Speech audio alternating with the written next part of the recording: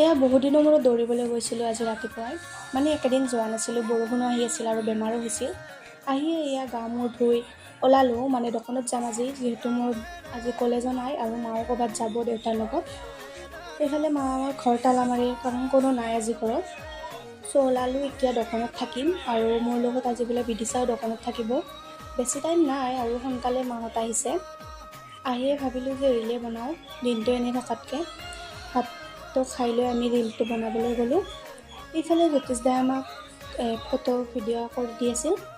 তাৰপিছত গধূলি আমি চাহ বনালোঁ দেউতাৰ কাৰণে, আৰু ইফালে মই কৰ্ণফ্লেক্স গাখীৰৰ লগত খালোঁ, আৰু ইফালে মই পঢ়িবলৈ বহিলোঁ। তো আজিৰ দিনটো মোৰ এনেকৈয়ে গ'ল।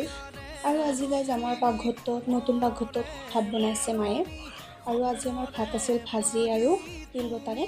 তাৰপিছত এয়া মই বিচনা পাৰি ল'লোঁ, সোনকালে শুলোঁ, আৰু আজিৰ ভিডিঅ'টো এইখিনি আছিল। Good night.